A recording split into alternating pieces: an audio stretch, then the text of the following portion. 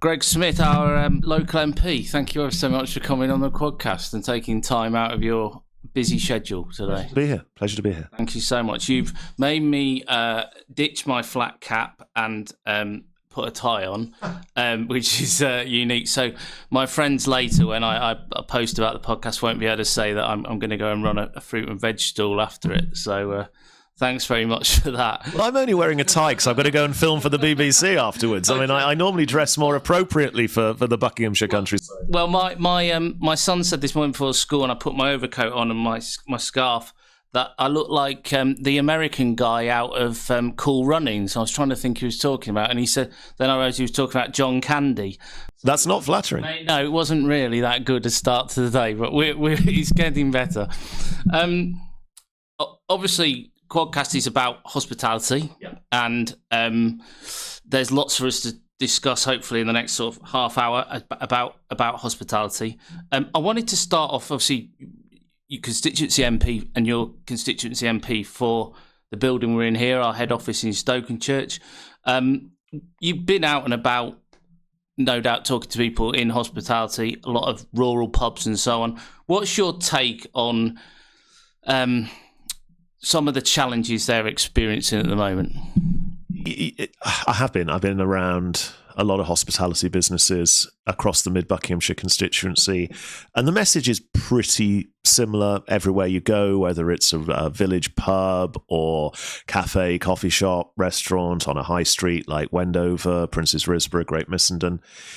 People are struggling, and there's no sugarcoating that. There is no getting around just how bad things are. And it hit a real tipping point for me when one landlord in Wendover said to me, if the Christmas numbers aren't good this year, we don't think we'll be opening in January.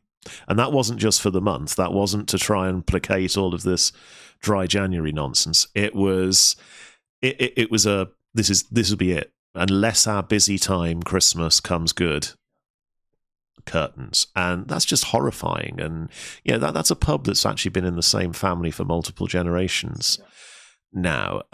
So many of these businesses are family businesses. Again, thinking about Rumsey's on Wendover High Street, chocolatier, cafe, fantastic venue in Wendover. Kate Rumsey, who runs it, wrote to me a few months ago. I brought it up in Privacy's Questions, actually, that she'd already had to lay people off and reduce the hours of those staff that she's been able to keep. That's real people's lives. And when you pull the peel back and you look at why are businesses suffering like this at the moment, it's because of decisions that have been made in Westminster. And it's not one thing. You can't just have an easy fix of saying, well, it's that. There are multiple factors, but undoubtedly since, forget the 2025 budget, since the 2024 budget, the reduction in business rate relief absolutely hammered so many, certainly high street hospitality businesses, retailers as well, frankly, but hospitality is definitely hit by that. The increase in employers' national insurance, coupled with the increase in the minimum wage. Now, of course, everybody wants everyone to earn a fair wage and a good wage, and it's human instinct, isn't it? We all want more money, and we all want other people to get more money. But there's a reality: if you make it prohibitively expensive to take on staff, don't be surprised when businesses are forced, not because they want to, forced to lay people off, not take on new starters, reduce hours, potentially reducing opening hours then, which becomes a vicious circle. And then everybody suffers because they can't provide the quality of service they want to provide either, because they've had to cut back so far. Then you've got things that is in the back of lots of businesses' minds at the moment, certainly hospitality businesses, the looming employment rights bill. We're calling that the unemployment bill.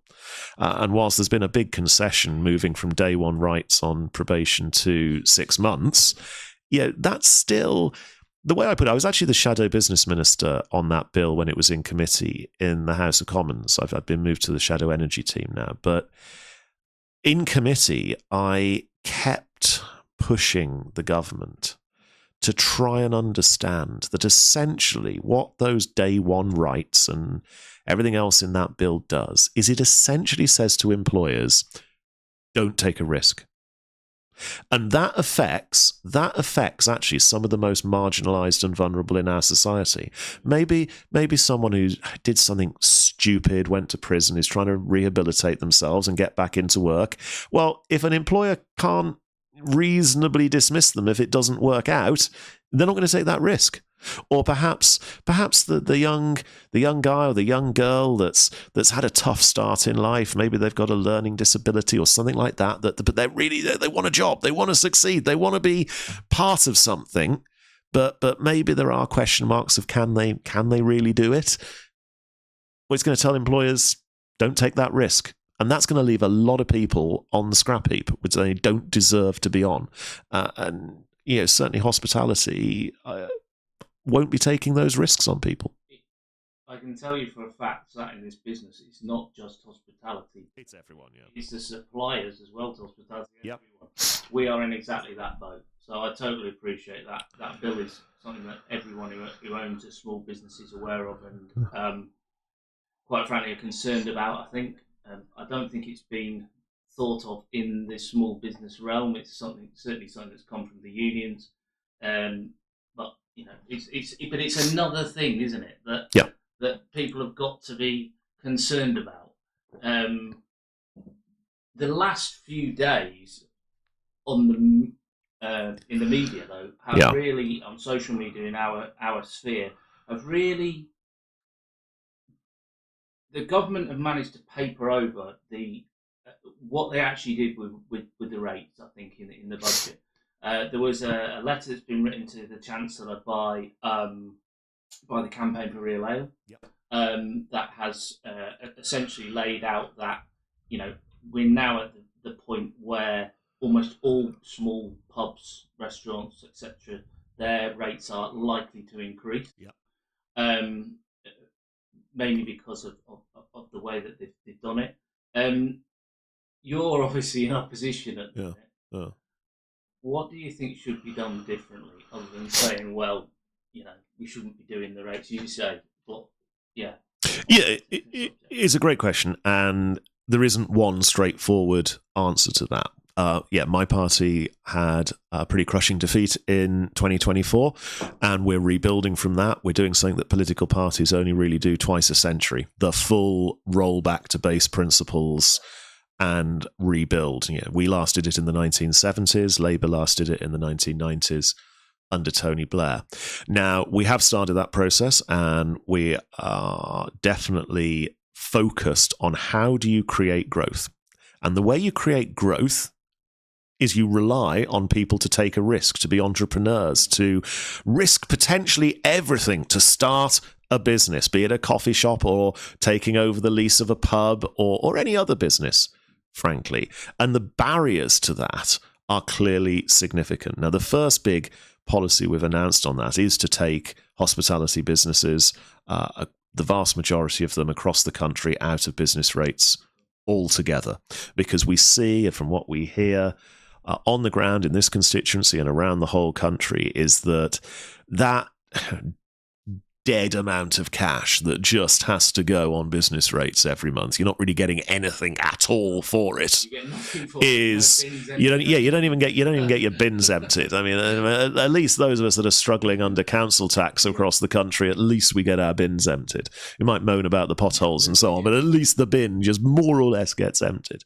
Whereas business rates, you get, as you say, nothing at all. And so that's why we focused on that to start with. We are still working through what will be in our 2029 general election manifesto, but I very much hope that in order to support all businesses, including hospitality, that includes things that will make the cost of employing people cheaper, i.e. the add-ons, those costs that don't directly go on that person's wages or getting them to deliver the service that they do to those businesses.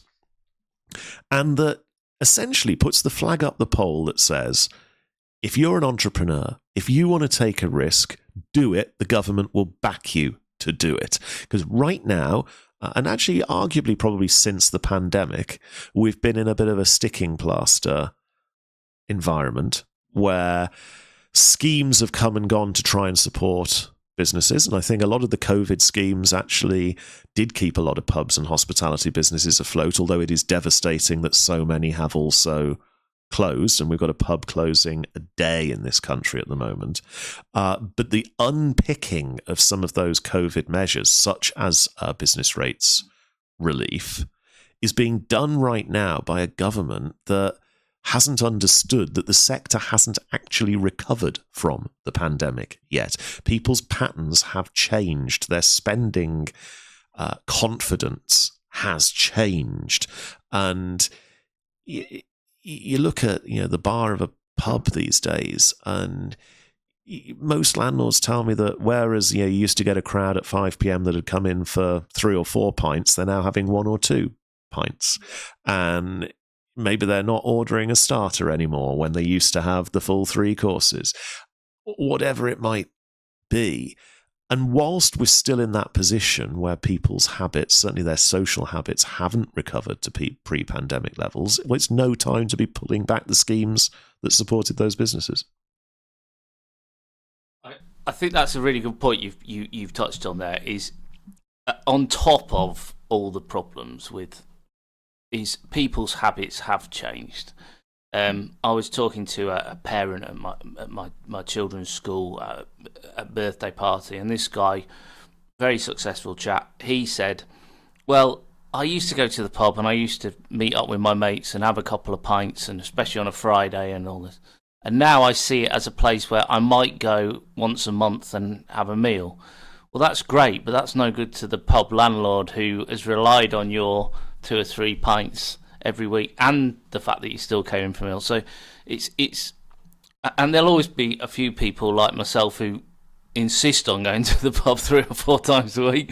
But I suppose that's partly because of the sector that I work in, I've been brought up in. But well, not sure you can survive in politics. I'd be all right. Yeah, but that's very true.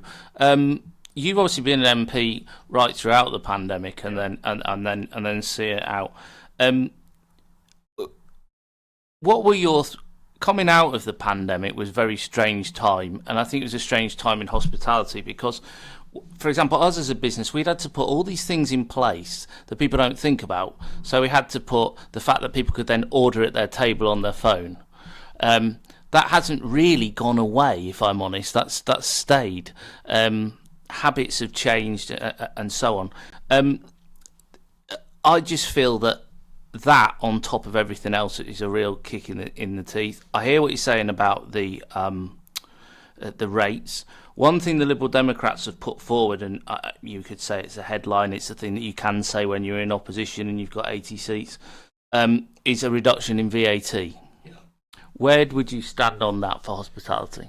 Look, I'm very attracted to cutting all taxes, frankly. The Lib Dems have come out with this policy. They haven't actually come out with any detail around, well, where's the money going to backfill that?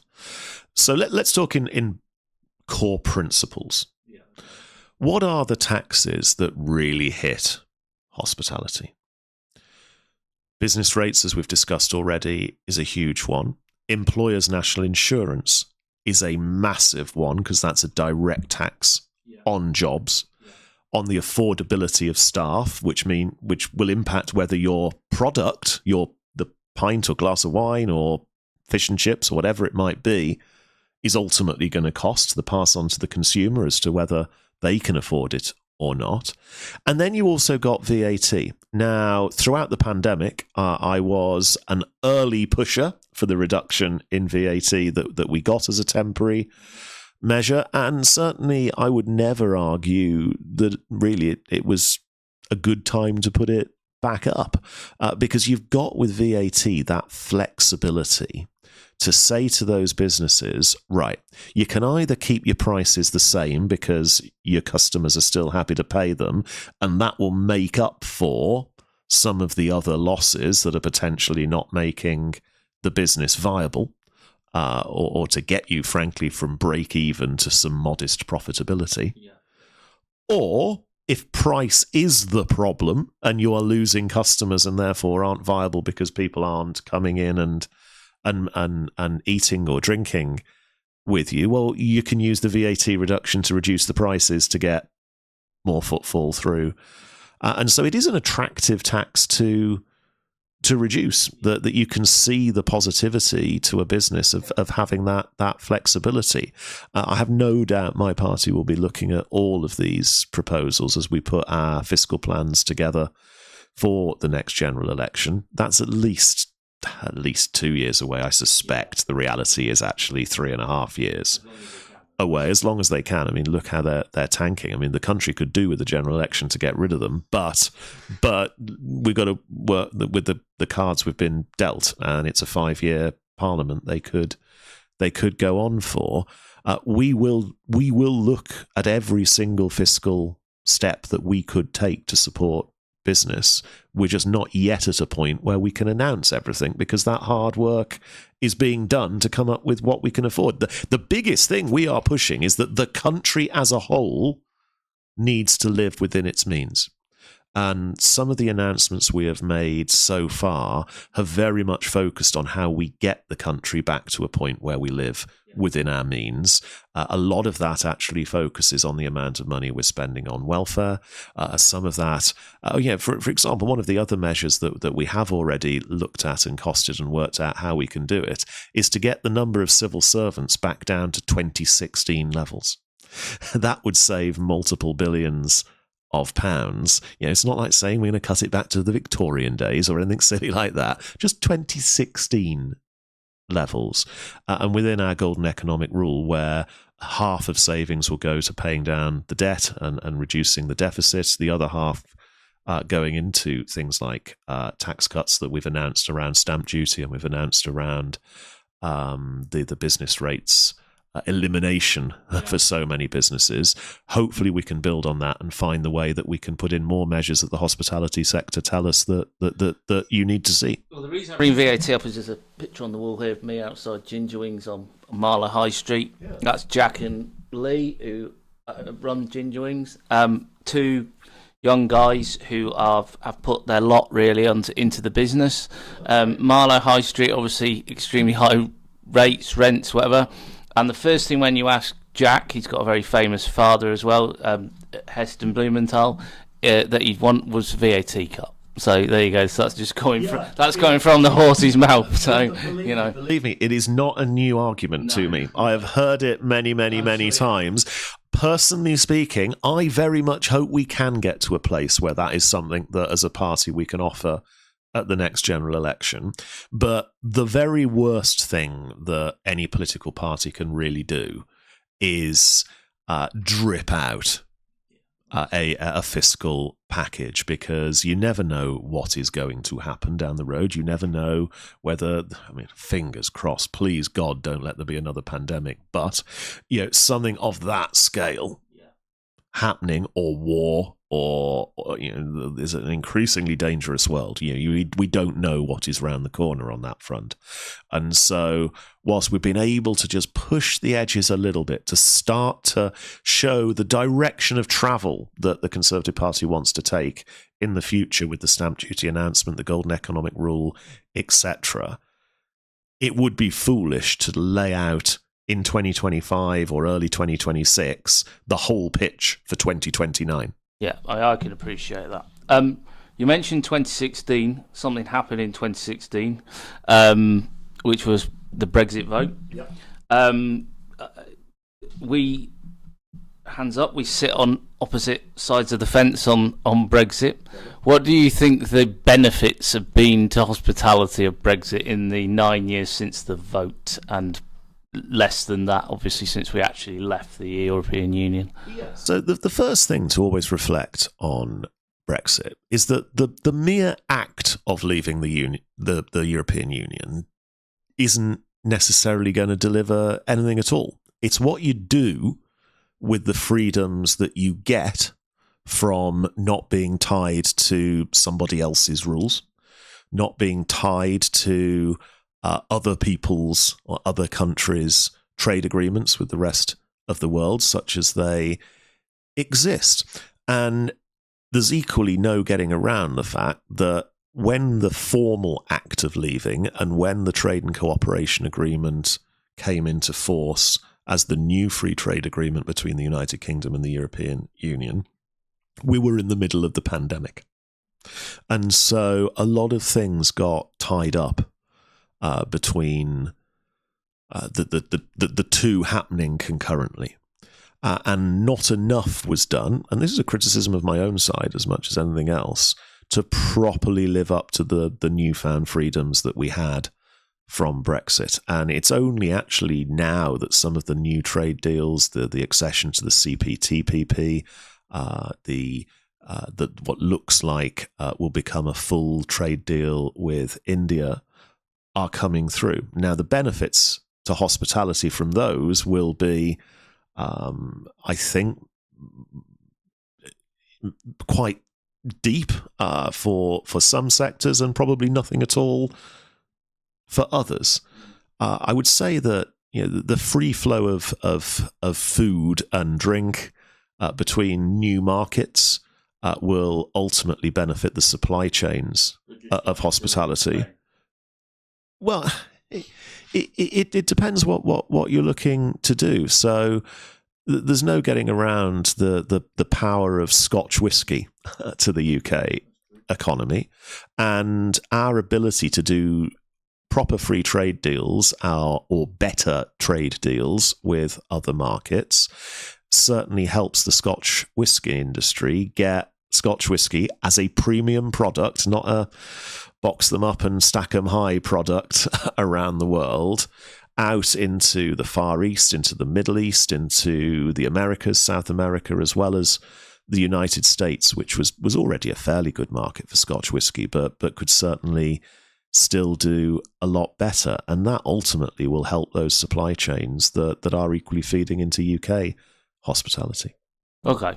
I mean, those are all fair points. I think that what I've heard, and speaking to a couple of our bigger customers, is that who run, in one case, a very large sort of 35 high-end Italian restaurants, is that they have found Brexit a struggle. There's no doubt about that, and that whatever the benefits were supposed to be, and I'm not one of these Ramonas, as we so often call. I could see that there was an opportunity for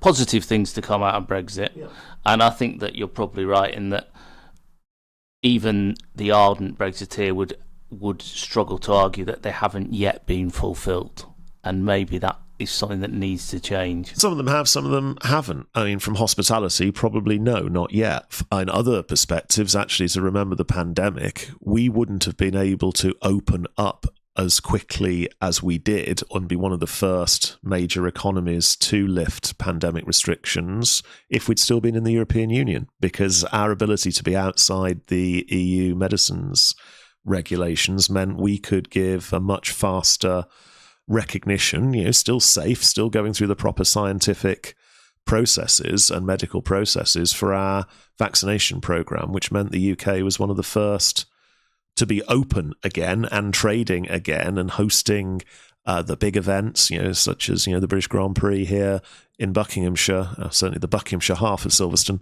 goes into Northamptonshire as well.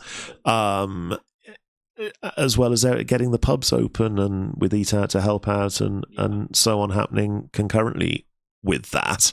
I mean, I guess from the Italian perspective,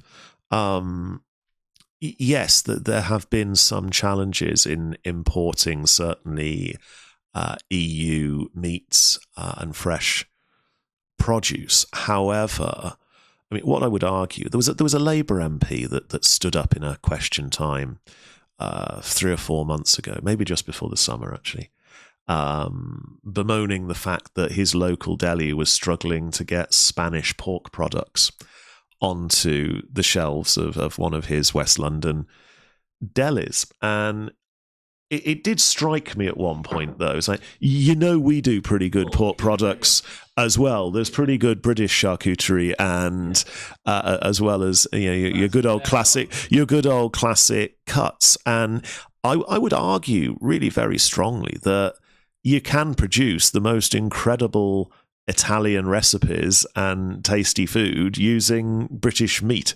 It is the style of the cooking and the way that it is put together, as opposed to the farm, the pig occupied, or the chicken occupied, or the cow grazed on, compared to the recipes and the talent of the chefs that put it together.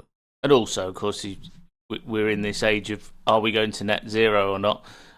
Actually moving pork from one side of Europe to the other when you can get decent pork from down the road is, I'd have thought, as an environmental factor as well. Just about that. I will really stamp my feet and stand up for British farmers in saying we have some of the highest quality food anywhere in the world. Our farmers have to produce food, be that meat or dairy or cereals or our horticultural sector, to incredible standards, and it's really very good. And I think it's incumbent on whether our fantastic restaurants and cafes, or even supermarkets putting ready meals together or whatever, they really should, whether they are doing an Italian dish, a Spanish dish, an Indian dish, or whatever it might be, use British ingredients within that. And actually, we see that with our customers who are riding the storm, is that predominantly they are the places that are.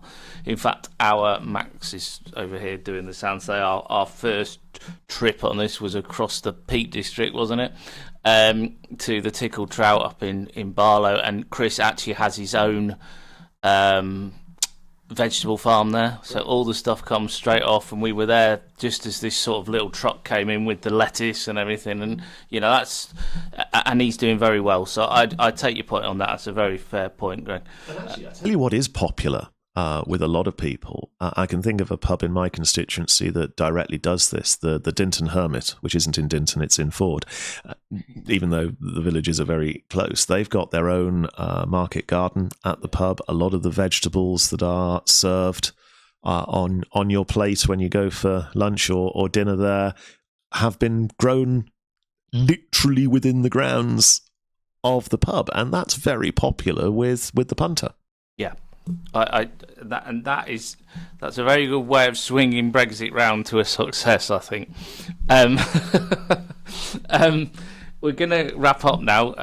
I just want to finish with giving you, we'll give you a quote and we'll just have a quick chat about that. Yeah. And then I'll ask you three final questions. We always have three final questions. So there is a famous quote by Hilaire Belloc, which is on a pub that I used to frequent when I was a student at the University of Manchester. And it says, "When you have lost your inns, drown your empty cells, for you will have lost the last of England." Is it too late? Have we crossed the Rubicon? Can we keep our pubs and our fantastic local restaurants going? Those that are left will. We've got to. Now, have we gone over a cliff edge? Well, right now the data suggests that things aren't getting better. With a pub a day closing at the moment, that is catastrophic. And you're right that when they're gone, it's very rare that you can get them back again. Although, right here in Mid Buckinghamshire, I have seen a number of pubs that have closed in recent years come back to life. That's a little bit more controversial, but what's happened there. However, I can think of the village of Ashenden, where the old 100 of Ashenden closed a few years ago. The community came together. It was under the last government. I managed to get them 300 grand out of the government towards it. They raised 300 grand and bought it, and that's now open again and doing great things. There's a big campaign in Hadnam right now to buy the Rose and Thistle and get that reopened. I can think of a number of places where villages are coming together and they're either finding a commercial interest to buy it and to support them, or they're just directly buying that pub. So it's not impossible, but it is rare that you get pubs, once they've closed, back to life. And I think it's so important that something changes to save all of those pubs, particularly in rural communities like this, because they're not just commercial ventures. That's the most important thing. They're not charities. They're there to make money, and that's not a bad thing. Profit is not a dirty word. But they are also the social hubs of place in villages and small market towns like we've got across mid-Buckinghamshire. I think of my own local. I live in Chearsley, between Hadnam and Long Crendon. The Bell there, Sharon, who's the landlady, is the life and soul of the village. She puts on so many whole village events there that, I think back to, I think it was the coronation where she had a big marquee out the back and a barbecue. And yes, it was meant to be a Chearsley event, but actually there was a 45-minute queue at the barbecue because people from every other village knew how good it was and came along. Likewise, there's the impact that pubs, particularly rural village pubs, have on preventing social isolation. There's a row of people when the bell opens every day that will be sat at the same end of the bar. They are great. They're mostly guys. They are incredible guys. I get on with them so well. But if that pub wasn't there, I fear that they'd all be sat at home drinking cheap supermarket lager, or certainly feeling the loneliness that when you lose a village pub can happen in rural communities. And people forget that end of social value that pubs, restaurants, cafes deliver for place. Yeah, I know that because my father actually moved out of the village because the village pub closed and it wasn't going to reopen. That's how important it is to some people. If you haven't got a local, what's the point? Okay, so the last three questions, and we've had to jazz it up slightly. We got one. If there was one restaurant or pub or place you could eat again, where would it be and why? That's closed, or that you've been in your lifetime, in your not just as an MP. Oh god, I mean that's going back at. Look, I love all the pubs across my constituency and all the so many pubs. No surprise, I've been to quite a lot of pubs over my lifetime. I think a pub that I miss and that I probably would go back to is I lived for a long time in my 20s and early 30s in Fulham, and I was a councillor there. And there was a pub called the Brown Cow, which I was in, I won't go as far as saying every night, but it was close. And it's where, my wife and I had some early dates and so on, and it means a lot to me as a place, and I haven't been back as often as I should. So the Brown Cow in Fulham. Swing in for a pint. This is a very, you don't have to give a very long answer to this, but do you think that you've kind of touched on this actually, in that where the Conservatives are going and this rebuild? Yeah.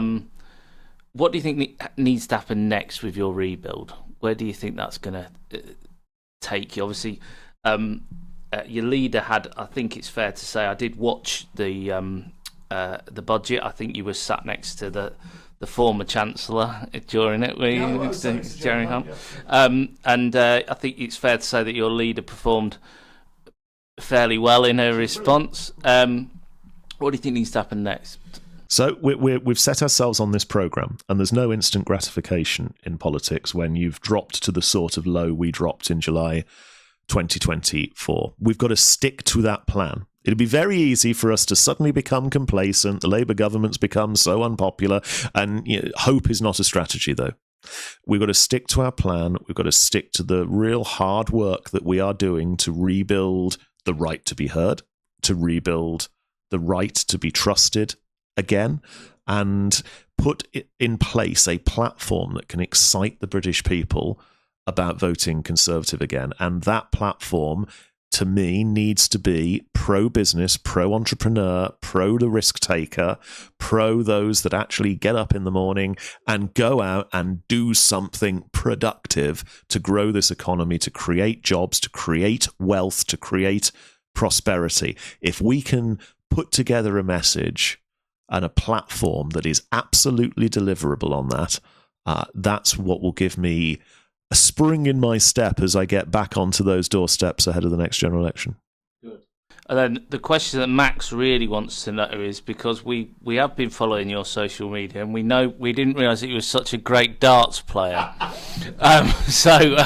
We actually we're thinking about putting a board up and seeing if we could get you on the hockey. But do you think Luke Little is your playing partner is going to win the World Darts Championship, or will you be watching it? I very much hope so. I very much hope so. I mean, my two favourite sports in the world are quite conveniently married up on Sky, and that the Sky Sports F1 channel becomes Sky Sports Darts over once the Formula One season's over through to the new season next year. Yeah, we had a good laugh in Parliament the other week. Paddy Power put on an event, which was a charitable event, really. It's to promote the amount of money they give to Prostate Cancer UK every year. It was really an awareness event, but we were lucky enough to have Luke Littler and Luke Humphreys come into Parliament, and the challenge was who could be Westminster Darts Champion of the Year. Chris Hope, one of the journalists, the political editor of GB News, won it last year. This year, somehow, I came out on top and got to raise the trophy. But the MP or the journalist got 6 darts, the professional got 3 darts, and the combined score was your score, and whoever came out on top won. Fortuitously for me, Luke Littler got a triple 20 in his. I didn't do so well, but it was enough. Well, you're letting your secrets out of the bag. Well, we're delighted to have had you. Thank you so much. I know you've got to hot foot it off to the BBC now, which will be, I'm sure, will be slightly different to talking to me. But thank you ever so much for your time. We understand how busy you must be, and and have a great Christmas, and hopefully you can put some of these things into practice, and we can see if we can get hospitality moving again in the UK.